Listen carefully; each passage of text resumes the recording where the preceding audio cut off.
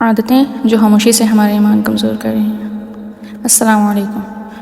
کیا آپ نے محسوس کیا نماز پڑھنے کے باوجود دل میں وہ سکون نہیں آتا؟ ہم دعا کرتے ہیں لیکن دل میں وہ کیفیت محسوس ہی نہیں ہوتی۔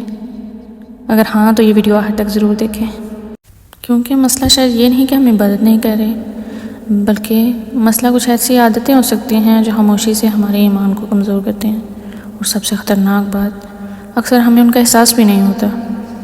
پہلی عادت، ہر وقت سوشل میڈیا میں مصروف رہنا۔ ذرا سوچیں، صبح آنکھ کھلتے ہی سب سے پہلے ہم کیا دیکھتے ہیں؟ فون۔ رات سونے سے پہلے آخری چیز کیا ہوتی ہے؟ فون۔ جب دل ہر وقت لوگوں کی زندگیوں، خبروں اور نوٹیفیکیشن میں مصروف رہے تو اللہ کی یاد کی جگہ کام ہونے لگتی ہے، اور پھر ہم حیران ہوتے ہیں کہ دل بے سکون کیوں ہے۔ لیکن ابھی ایک اور عادت باقی ہے جو شاید اس سے بھی زیادہ خطرناک ہے، گناہوں کو معمولی سمجھنا۔ یہ تو چھوٹی سی بات ہے، بس ایک ہی بار تو کیا ہے، سب ہی کرتے ہیں۔ شیطان اکثر بڑے گناہ سے پہلے چھوٹے گناہ کو معمولی بنا کر دکھاتا ہے، اور یہی چھوٹی چیزیں آہستہ آہستہ دل پر اثر ڈالتی ہیں۔ رسول اللہ صلی اللہ علیہ وسلم نے فرمایا، بندہ جب گناہ کرتا ہے تو اس کے دل پر ایک سیاہ نقطہ لگا دیا جاتا ہے۔ سنن ترمذی۔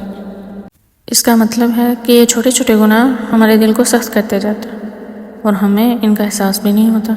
اور اب وہ عادت جو ہمارے نزدیک گناہ ہے ہی نہیں، غیبت، کسی کی برائی کرنا، کسی کی عزت پہ بات کرنا، یا دوسروں کی برائیاں دلچسپی سے سننا۔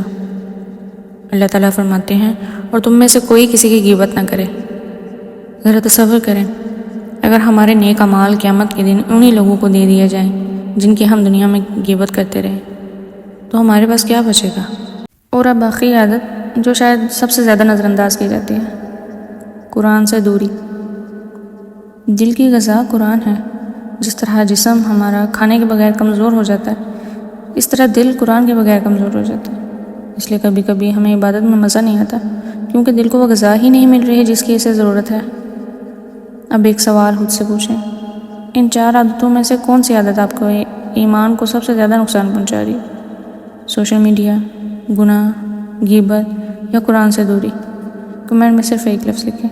اور اگر آپ چاہتے ہیں کہ اللہ کے ساتھ آپ کا تعلق مضبوط ہو تو آج ہی ان عادتوں میں سے ایک عادت چھوڑنے کا فیصلہ کریں، کیونکہ ایمان اچانک کمزور نہیں ہوتا، یہ روزانہ کے چھوٹے فیصلوں سے کمزور ہوتا ہے، اور یہی چھوٹے فیصلے اسے دوبارہ مضبوط بھی بنا سکتے ہیں۔ اللہ ہم سب کے ایمان کو مضبوط فرمائے، آمین۔